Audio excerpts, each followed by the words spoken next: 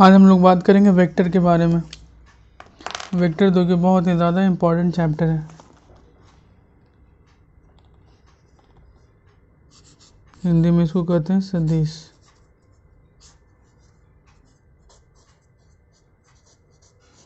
इससे पहले सदिश के बारे में आपको फिजिक्स में पढ़ाया गया है।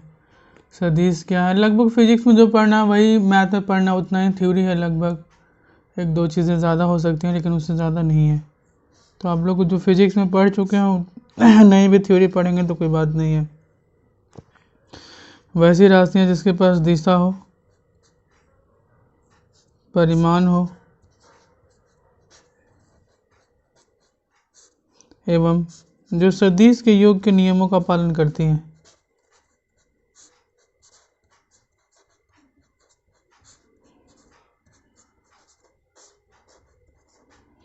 सदिश के योग के नियम का पालन करती हैं, उसे ही हम लोग क्या कहते हैं, सदिश कहते हैं।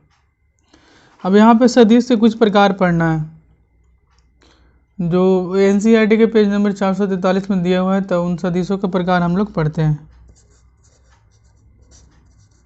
सदिश के प्रकार, पहला सदिश जो इसमें है वो है शून्य सदिश। हम पूरी तरह से एनसीईआरटी को ही फॉलो कर रहे हैं। अब इसमें है कि वैसे सदिश जिसके प्रारंभिक एवं अंतिम बिंदु संपाती होते हैं उसे हम लोग क्या कहेंगे, शून्य सदिश। संपाती मीन्स एक ही बिंदु पे, जहाँ पे शुरू वहीं पे ख़त्म। इसको सूचित करते हैं जीरो, ऊपर से तीर का निशान लगा देते हैं। अगर इसका परिमाण के हम लोग बारे में बात करेंगे तो इसका परिमाण हो जाएगा 0। अतः इसका कोई भी दिशा नहीं होता है।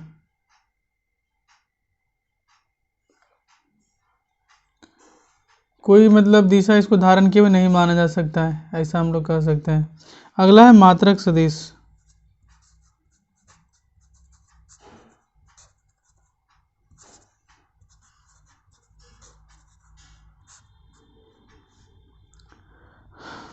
किसी मात्रक सदिश जो होता है कि किसी वेक्टर की दिशा में होता है, जिसको परिमाण होता है वो होता है इकाई।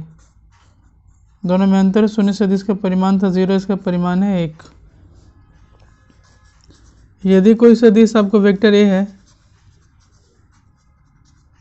तो इसके मात्रक सदिश को हम लोग सूचित करेंगे ए कैप से।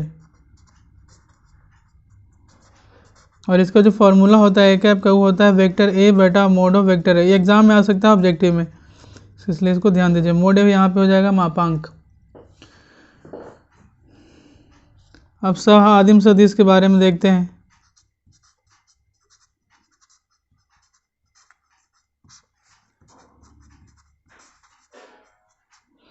इस सदिश का क्या होता है, जिनका प्रारंभिक बिंदु एक ही है। जैसे एक यहाँ पे वेक्टर ए है और इसी बिंदु से एक और वेक्टर बी हो गया, तो ये दोनों क्या हो गया, सह आदिम सदिश है।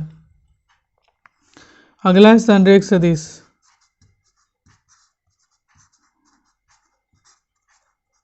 संरेख सदिश है कि यदि दो सदिश एक ही रेखा के समांतर हो, जैसे वेक्टर ए है और यहाँ पे वेक्टर बी है, दोनों के दोनों एक ही रेखा के समांतर है, तो ये वेक्टर ए और बी क्या होगा, संरेख सदिश होगा।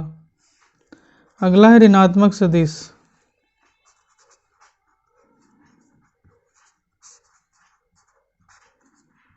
ऋणात्मक सदिश अगर वेक्टर ए यहाँ पे ये है और इसका दिशा को केवल अगर हम बदल देते हैं तो ये हो जाएगा माइनस वेक्टर ए। यानी कि दो सदिश जिनका परिमाण समान हो लेकिन दिशा विपरीत हो तो उसको हम लोग क्या कहेंगे, ऋणात्मक सदिश कहेंगे।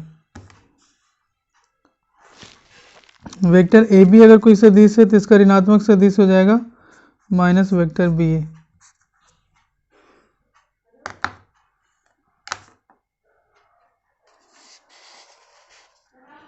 अब इसमें दिक् कोसाइन और दिक् अनुपात के बारे में पढ़ना है, जो कि आगे आपको 3D में भी जरूरी है, तो उसको उसी में पढ़ लेंगे। यहाँ पे देख सकते हैं क्वेश्चन पूछा गया है प्रश्नावली 10.1 में कि उत्तर से 30 डिग्री, पूर्व में 40 डिग्री के विस्थापन का आलेखीय निरूपण। आसानी से ये सब क्वेश्चन बना सकते हैं। इनमें से कौन श्रेणीबद्ध करना है आपको, सदिश अदिश राशि कौन सा सदिश और अदिश। फिजिक्स में पढ़े थे बल क्या है, सदिश है। आपका वेग भी सदिश है, कार्य अदिश है, दूरी अदिश है, समय कालांश भी अदिश है। अब यहाँ पे हम लोग अगला जो टॉपिक है वो है सदिशों का योगफल। क्योंकि जैसे कि आपको हम पहले बताए हैं कि सदिश का योगफल जो होता है सो अलग तरीका से होता है।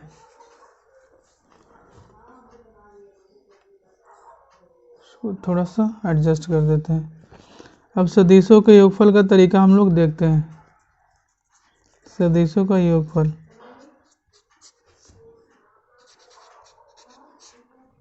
इसमें पहला पढ़ना है त्रिभुज के योग का नियम।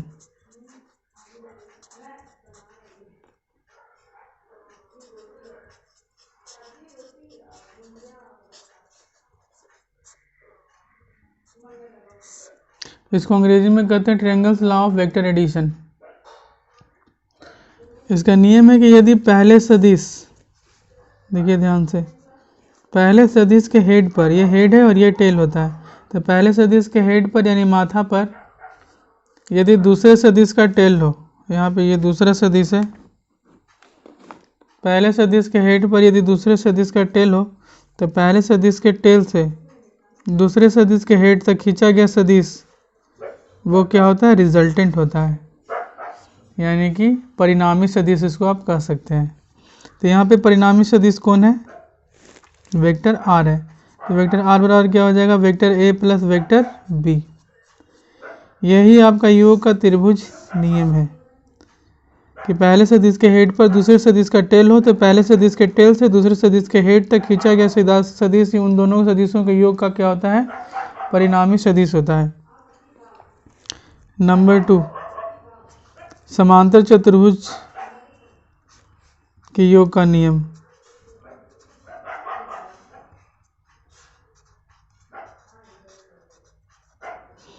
ये भी बिल्कुल के बिल्कुल त्रिभुज के योग के नियम पर आधारित है कि पहले सदिश के हेड पर दूसरे सदिश का टेल हो, ठीक है, और ये दोनों इसके समांतर सदिश आप ले लें और इसके समांतर एक सदिश ले लें, इसको मिलाकर एक अगर पैरेललोग्राम यानी कि समांतर चतुर्भुज का आप रचना करते हैं तो ये दोनों सदिश के जो टेल है यहाँ से जो आप विकर्ण यहाँ पे खींचते हैं ये जोड़ बताता है और जो दूसरा विकर्ण होता है वो घटाव बताता है। वेक्टर ए है तो यहाँ पे वेक्टर ए होगा, इसके समांतर यहाँ पे वेक्टर बी होगा। तो अगर ये आर है और यहाँ पे आर डैश है तो वेक्टर आर बराबर हो जाएगा vector A plus vector B, और यहाँ पे जो वेक्टर आर डैश हो जाएगा वो हो जाएगा vector B minus vector A. इसको इस तरह से भी देख सकते हैं कि पहले सदिश के हेड पर दूसरे सदिश का टेल है तो दोनों का परिणाम सदिश वेक्टर बी होगा, तो vector A plus R dash बराबर बी होगा, तो आर डैश बराबर क्या होगा, vector B minus vector A. तो यहाँ पे इस सदिशों के योगफल का नियम हम लोग पढ़ लिए हैं।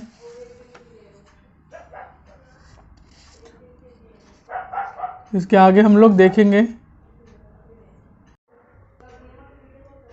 अब हम लोग देखेंगे सदिश के योगफल का नियम। 2-3 गुणधर्म है वो हम लोग देख लेंगे। सदिश योगफल के गुणधर्म,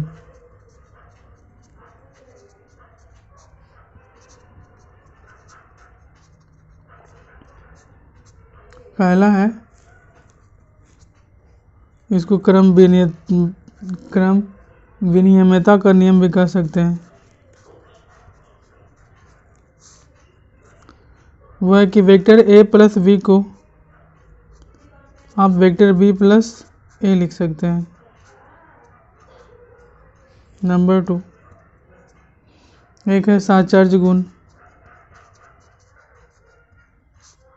3 सदिश के लिए vector A plus B plus C को आप लिख सकते हैं vector A plus vector B plus C. अब इसका मतलब क्या होता है, इसका यूज़ कोई ज़्यादा तो है नहीं, मगजमारी है झूठों।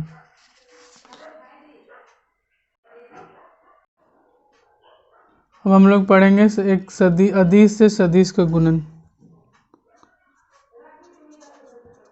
अदिश से सदिश का गुणन। अब एक अदिश से अगर सदिश का गुना करते हैं तो 2 परिणाम हो सकते हैं। अगर आप धनात्मक सदिश से गुना करेंगे तो केवल उसके जो है परिमाण में परिवर्तन होगा। जैसे वेक्टर ए में अगर आप किसी लैम्डा से गुना कर रहे हैं जो कि पॉजिटिव है, ध्यान दीजिए, तो ये हो जाएगा, अगर इस तरह से करते हैं तो lambda mode of lambda into vector A हो जाएगा, यानी कि इसके परिमाण में परिवर्तन होगा। लेकिन अगर आप ऋणात्मक से अगर आप इसको गुना करते हैं तो इसके परिमाण के साथ साथ दिशा में भी परिवर्तन होगा, परिमाण एवं दिशा में परिवर्तन।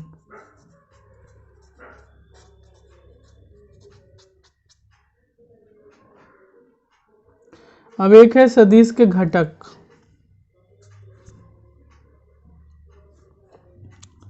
सदिश के घटक,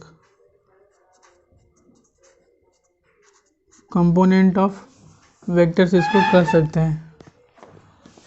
सदिश के घटक में क्या है कि तीन, अगर वेक्टर ए है यहाँ पे एक्स आई कैप प्लस वाई जे कैप प्लस जेड के कैप, इस तरह से जनरली एक सदिश को लिखे हुए आप देखे होंगे। इसका मतलब ये है एक्स वाई जेड, इसका इकाई सदिश होता है आई कैप, इसका इकाई सदिश है जे कैप और इसका इकाई सदिश है के कैप। इकाई सदिशों से रिलेटेड काफ़ी सारे क्वेश्चन पूछे जाते हैं, तो उसको हम लोग करेंगे। अगर सदिशों का गुणन पढ़ेंगे तो वहाँ पे इसके बारे में ज़्यादा पढ़ेंगे कि सदिशों का अदिश गुणन क्या होता है, सदिशों का सदिश गुणन क्या होता है। तो वहाँ पे I cap dot I cap cross I cap उस सबका मान पढ़ेंगे, वो एग्जाम में पूछता भी है। तो यहाँ पे देख सकते हैं कि यहाँ पे मूल बिंदु O है और इस तरह से है। अगर कोई बिंदु P है तो उसका स्थिति सदिश आप इस तरह से ज्ञात कर सकते हैं, वो है एक्स आई कैप वाई जे कैप और जेड के कैप। अब अगला टॉपिक हम लोग देखते हैं इसके बाद।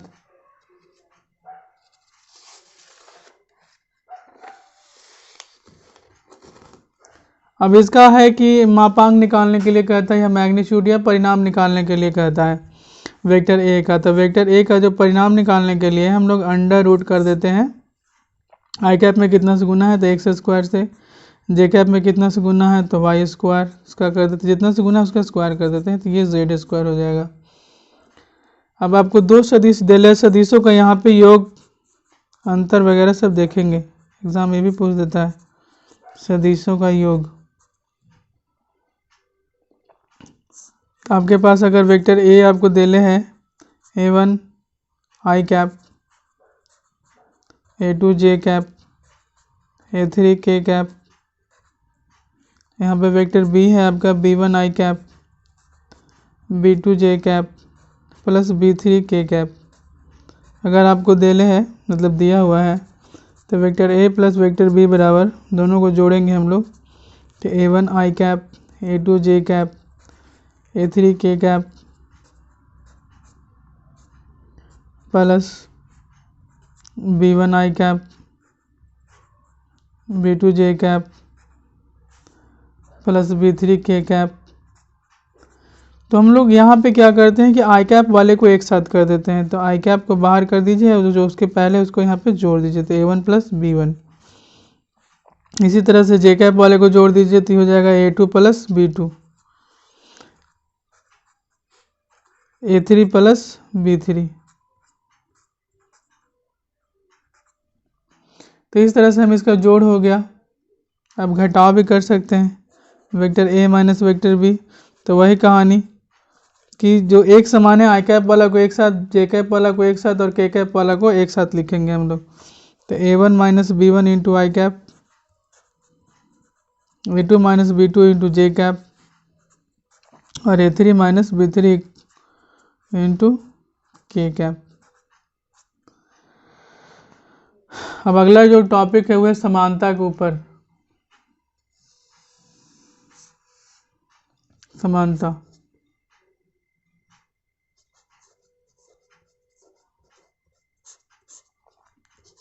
दो सदिश समान होते हैं यदि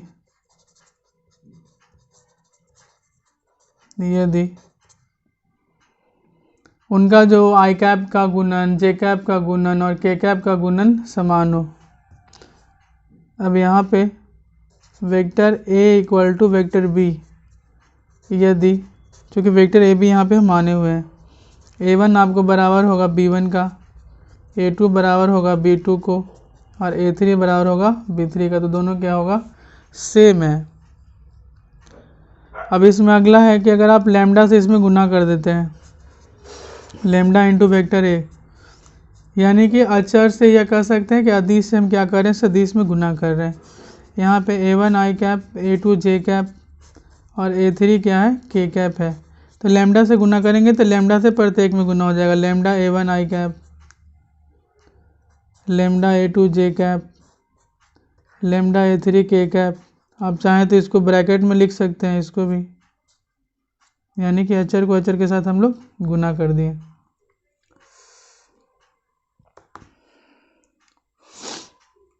अब यहाँ पे दिक् अनुपात और दिक् कोसाइन के बारे में थोड़ा सा जान लेते हैं, पूछता है यहीं पे। दिक् अनुपात,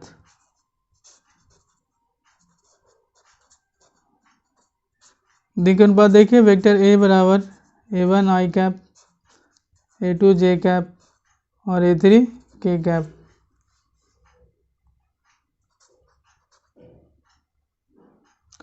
तो वेक्टर ए का जो दिक् अनुपात होगा,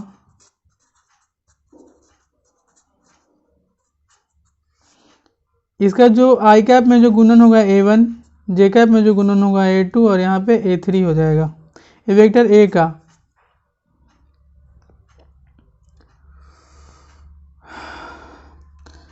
दिक् कोसाइन देखिए, दिक् कोसाइन का विस्तृत हम नॉलेज देंगे आपको उसमें 3D में, यहाँ पे जस्ट उसका फॉर्मूला हम लोग कर देते हैं। दिक् कोसाइन को हम लोग सूचित करते हैं L, M और N से। वास्तव में जो ये अल्फा बीटा गामा जो कोण होता है, ये अल्फा हो गया, ये बीटा हो गया और यहाँ पे क्या हो गया, गामा।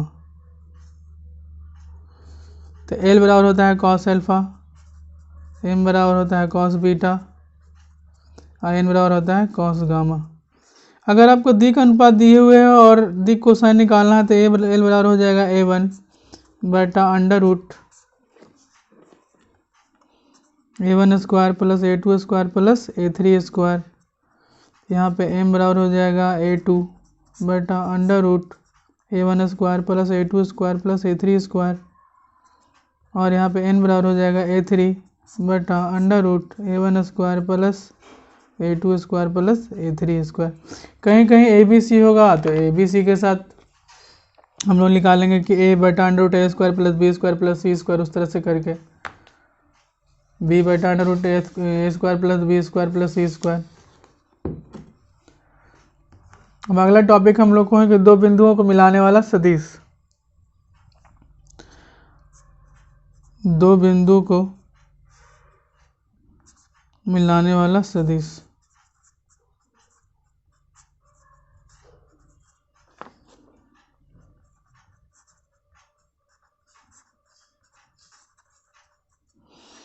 अब दो बिंदु, एक P1 है, उसका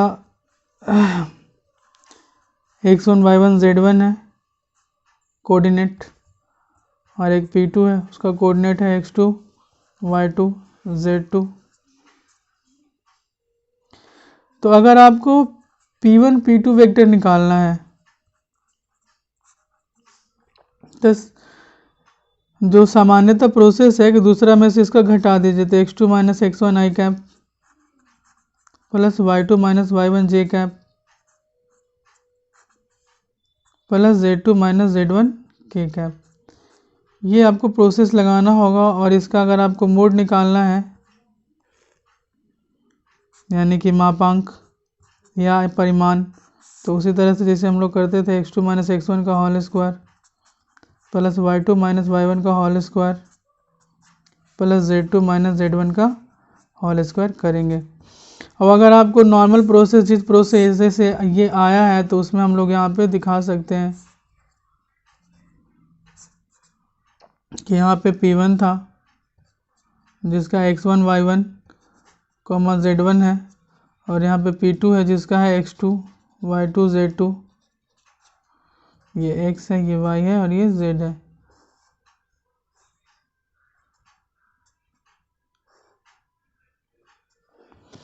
अब यहाँ देखिएगा ये OP1 है वेक्टर में, तो x1 i cap, y1 j cap और z1 k कैप, और यहाँ पे OP2 है, y2 z j cap plus z2 k cap. अब यहाँ से P1 P2 अगर निकालते हैं तो पहले सदिश के हेड के ऊपर दूसरे सदिश का टेल है, तो ये रिजल्टेंट सदिश होता है, तो इसमें से इसको घटाएंगे तो ये वाला आएगा। तो इसी चलते यहाँ पे इसमें से इसको घटाइएगा तो यही आएगा, x2 minus x1 i cap plus y2 minus y1 j cap plus z2 minus z1 k cap. इसके बाद यहाँ पे बांटने के लिए भी है खंड सूत्र वगैरह, वो ज़्यादा इम्पॉर्टेंट नहीं है, आप चाहें तो खुद से कर सकते हैं बुक से। प्रश्नावली से 10.2 का थ्योरी यहीं तक है, और इसके बाद का थ्योरी हम लोग देखेंगे जो कि आपका आएगा किसका, गुणन करने के लिए सदिशों का। एक्चुअली अभी हम जो वीडियो ये वाला यहाँ तक कर दिए थे, लेकिन वो फिर चेक किए तो हुआ ही नहीं रिकॉर्डिंग, तो इसको फिर से हम बता रहे हैं। सदिशों का गुणनफल दो तरह से होता है, वो सदिशों का अदिश गुणनफल होता है और एक सदिशों का सदिश गुणनफल होता है। यदि दो सदिश वेक्टर ए तथा वेक्टर बीच का कोण थीटा हो, तो दोनों का जो डॉट प्रोडक्ट होता है वेक्टर ए डॉट बी, वो mod of vector A into mod of vector B into cos theta हो जाता है, या इसको आप ए बी कॉस थीटा भी कह सकते हैं। वेक्टर ए डॉट बी चूँकि एक सदिश का जो गुणनफल कर रहे हैं उसे हमको अदिश की प्राप्ति हो रही है, तो वास्तविक संख्या की आपको प्राप्ति होगी। वेक्टर ए डॉट बी का कोई दिशा नहीं होता, क्योंकि आपको एक अदिश की प्राप्ति हो रही है, तो वेक्टर बी डॉट ए भी आप उसको लिख सकते हैं। थीटा बराबर 0 रहेगा तो इसका मान कितना होगा, ए बी, जो कि मैक्सिमम है। थीटा बराबर 90 डिग्री यानी कि दोनों लंबवत रहेगा, तो इसका मान कितना हो जाएगा 0, लेकिन मिनिमम होगा 180 डिग्री पे।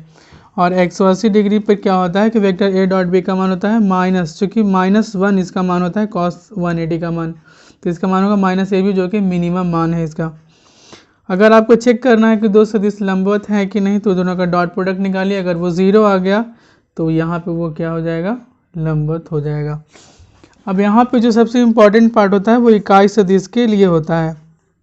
अभी हमको आपको बताएं कि x अक्ष की दिशा में होता है आई कैप, y की दिशा में होता है जे कैप और z की दिशा में होता है के कैप। तो आई कैप डॉट आई कैप का मान कितना होता है,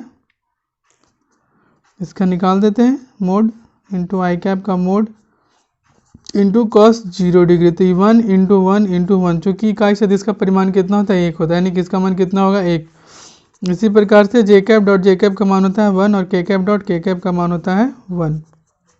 ये डायरेक्ट क्वेश्चन पूछा जाता है, ऑब्जेक्टिव में आपको दे देगा कि इसका मान कितना, इसका मान कितना, इस तरह से पूछता है। 7 नंबर इसका क्रॉस प्रोडक्ट हम लोग अलग अलग का निकालते हैं, आई कैप डॉट जे कैप।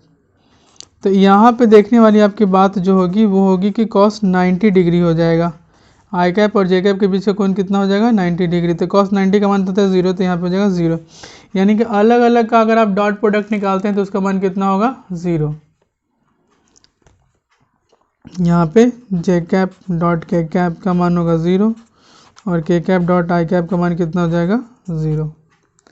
अगर आपको दो सदिशों के बीच का कोण निकालना है तो उसके लिए भी ये एक आइडियल होता है, क्योंकि वेक्टर ए डॉट बी का मान जो होता है, इसको हम 8 पॉइंट में नोट कर सकते हैं, वेक्टर ए डॉट बी का मान जो होता है वो होता है ए बी कॉस थीटा, या मोड ऑफ भी आप लिख सकते हैं उस तरह से, mod of A into mod of B. तो कॉस थीटा का जो मान हो जाएगा वो होगा वेक्टर ए डॉट बी बटा mod of vector A into mod of vector B यहाँ पे। या थीटा का केवल मान निकालना है तो आप कॉस इन्वर्स में भी कर सकते हैं इसको, वेक्टर ए डॉट बी बटा mod of vector A into vector B.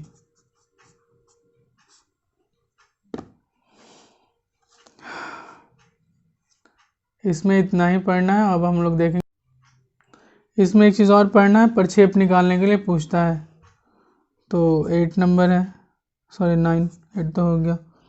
9 number है कि वेक्टर ए का वेक्टर बी पर अगर आपको प्रक्षेप निकालना है तो आप यहाँ पे लिखेंगे प्रक्षेप बराबर जो होगा वो होगा vector A dot vector v का कैप यानी कि इकाई सदिश, या इसको आप लिख सकते हैं वेक्टर v बटा मोड ऑफ वेक्टर v।